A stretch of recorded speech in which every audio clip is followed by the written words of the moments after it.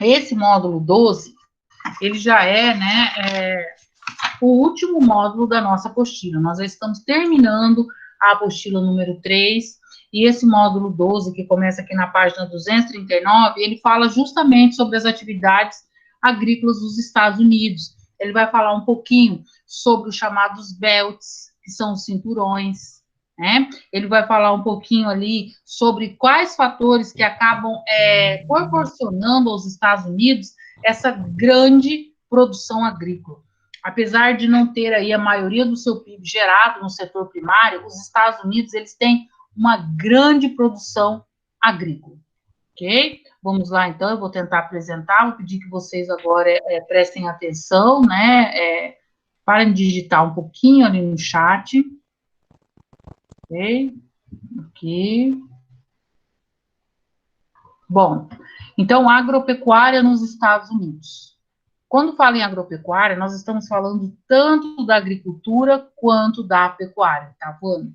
Os Estados Unidos têm a mais importante agropecuária do mundo, além das atividades industriais e das atividades pré-industriais, com destaque para as finanças, assessorias, pesquisa, educação, turismo, informática e telecomunicações. Então, os Estados Unidos, além de ter um setor secundário muito forte, que é o setor das indústrias, um setor terciário também altamente desenvolvido, ele também tem o setor primário aí como grande destaque dentro do contexto mundial. Dentro do contexto mundial, a agropecuária dos Estados Unidos é a mais importante do mundo. E quando fala em agropecuária, não está falando de sistema simples, está falando do uso de tecnologia, está falando de financiamento rural, está falando de pesquisa, educação do campo, turismo no campo, então envolve todos esses aspectos. A indústria, ou a agroindústria, desculpa, ou agrobusiness, é a mais elevada e desenvolvida do globo. Então, a agroindústria dos Estados Unidos, oitavo ano, é a mais desenvolvida do mundo. As fazendas americanas produzem grandes quantidades de produtos vegetais que são mais do que suficientes para atender a demanda nacional e até mesmo o mercado internacional. Então, eles conseguem produzir, além de atender todo o mercado interno dos Estados Unidos, que é muito grande, temos aí a terceira maior população do mundo, eles conseguem também fazer grandes exportações de produtos. Os Estados Unidos são o maior exportador mundial de produtos agrícolas, desde soja até trigo, passando por frutas, milho, algodão e amendoim. Bom, além de ter aí, né, o fator do capital, do dinheiro a seu favor, os Estados Unidos têm alguns fatores naturais que acabam proporcionando essa grande produção na agropecuária. A agropecuária dos Estados Unidos é uma das mais modernas e produtivas e diversificadas do mundo. Isso se deve, entre outros fatores, à intensa tecnologia utilizada, variedade de climas e grande extensão do relevo plano, as planícies centrais e solos férteis. Grande parte dos Estados Unidos está sob o domínio do clima temperado. E o clima temperado é o clima que favorece o solo mais fértil. Por quê? Porque ele não é um clima seco e nem um clima muito chuvoso. Quando o clima é muito seco, ele acaba que tornando o solo ali um solo salinizado, um solo seco, ressecado. Se ele é muito chuvoso, ele torna um solo lixiviado, um solo lavado, como nós temos aqui no Brasil. Já o clima temperado, não. Ele tem as chuvas bem distribuídas durante todo o ano e acaba favorecendo a fertilidade desse solo. Além disso, nos Estados Unidos tem as chamadas planícies centrais, onde nós podemos ver ali uma grande extensão de relevo plano que facilita aí tanto a criação de rebanhos, quanto até mesmo o cultivo de várias culturas. Atualmente, o PIB dos Estados Unidos, olha isso, né, é de 14,7 trilhões, hoje já aumentou, hoje está em torno de 20 trilhões, tá? Esse PIB aqui já está bem maior, somando-se os três setores da economia. Veja o percentual de cada setor na formação desse PIB. O setor primário, apenas 1,9, mais de 20 trilhões, 1,9%, 2% do PIB, é muito dinheiro. Se nós formos olhar aí por trilhões de dólares, 20 trilhões de dólares, 2%, ele acaba sendo muito dinheiro. Setor secundário, 22,1%, e setor terciário, 76%.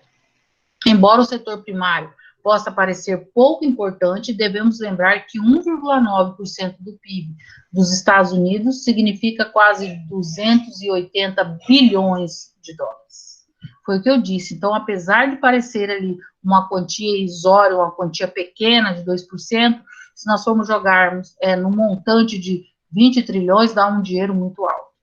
Esse valor é maior que o atual PIB de vários países subdesenvolvidos. Então, só o PIB do setor primário dos Estados Unidos é maior do que todo o PIB de vários países mais pobres, os chamados países subdesenvolvidos. Portanto, a produção agropecuária e mineral, no caso a extração do petróleo, a extração de vários outros produtos minerais, é uma das maiores do planeta.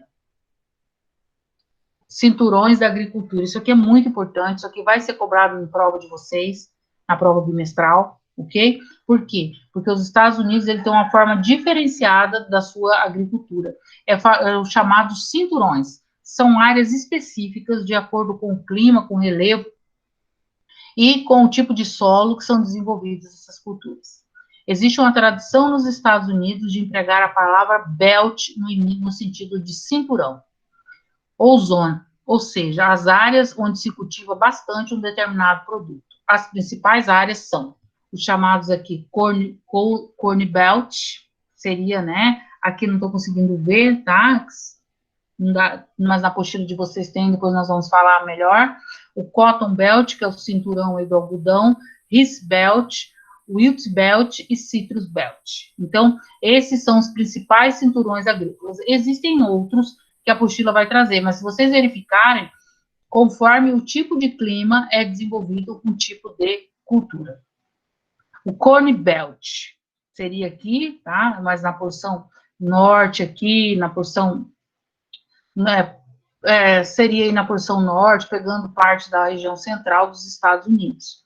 É a zona produtora de milho, que se localiza no meio oeste do país. Então, ela acaba pegando ali partes dos estados de Kansas, Illinois, Indiana, Michigan e outros. Então, é chamado aí o cinturão do milho, Corn Belt. Então, não que aqui para cá não existam pequenas plantações de milho, existem, mas aqui há uma maior predominância desse tipo de cultura. Cotton Belt, cinturão do algodão. Se vocês verificarem, ó, o cinturão do milho, ele está aqui no chamado meio oeste, áreas aí de clima mais ameno, né, que o milho acaba se adaptando, um clima nem tão quente e nem tão frio. Já o algodão, né, a zona produtora de algodão e o Rice Belt, que é o cinturão do arroz, se localizam nos estados sulinos. Por quê? Porque o algodão, ele acaba se adaptando ao clima mais quente, e o arroz a um clima mais chuvoso. Então, são justamente nessas áreas aqui, do sudeste dos Estados Unidos, onde nós temos aí as maiores zonas produtoras, tanto de algodão quanto de arroz, devido aí ao clima que acaba favorecendo esse tipo de cultura. O Wilt Belt, ou cinturão do trigo, localizado principalmente no Kansas. Então, aqui nós temos um clima mais temperado, já muito próximo aqui do norte dos Estados Unidos, tem um clima mais frio. O trigo, ele acaba se adaptando aí a essas planícies centrais, a um clima temperado. Então, aqui nós temos, tá, principalmente no Kansas aí, o chamado cinturão do trigo. E o cinturão ali das frutas cítricas, que estão principalmente aqui, né, na Flórida. Se vocês observarem, é justamente na Flórida onde nós temos um clima mais ameno, um clima mais quente. Citrus Belt, ou regiões produtoras de frutas cítricas, que se localiza na Flórida e na Califórnia. Então, tanto aqui na região, né, do sul e sudeste dos Estados Unidos, quanto na parte oeste, aqui na Califórnia, nós temos aí a produção de frutas, principalmente frutas cítricas, que são chamadas aí citrus belts. A parcela da PEA, que é a PEA, oitavo ano, é a população economicamente ativa, aquela população que está no mercado de trabalho, tá? Nós vimos isso quando nós estudamos lá o continente europeu, quando nós falamos do baixo uso da PEA no campo. Nos Estados Unidos isso não é diferente. Nós vimos que nos países desenvolvidos o baixo uso da PEA no campo, ele é uma característica desses países. A parcela da PEA primária tem diminuído com a modernização rural, ou seja, com tecnologias que substituem o camponês pelas máquinas, mas mesmo com menos trabalhadores, a produtividade tem aumentado nesse setor desde 1920. O número de trabalhadores vem diminuindo. Então, por quê? Por que mesmo com a diminuição do número de trabalhadores, a produtividade vem aumentando? E aí, oitavo ano? Porque as máquinas são bem mais eficientes que o ser humano, professora. Isso mesmo, tá? Devido aí às máquinas elas executarem o trabalho de uma forma muito mais eficiente, muito mais rápida, mesmo com a diminuição da PEA no campo, que é o número de pessoas que estão ali no campo, há também uma maior produtividade. Então, quando a gente falamos aí sobre baixa PEA, ela não está associada, principalmente nesses países mais ricos, à baixa produção. Pelo contrário, essas produções tendem a ser muito elevadas. Aqui ele fala, o número de trabalhadores em milhões. Se vocês observarem, desde 1820 vem caindo drasticamente. Hoje, 0,7, né? Hoje está em torno de 0,5, já caiu mais. Então, mostra-se o quê? Mostra-se que cada vez mais está se utilizando menos mão de obra dentro do campo, ok? Bom, pessoal, esses foram os slides que eu gostaria de ter apresentado para vocês, para a gente poder fazer a introdução deste conteúdo.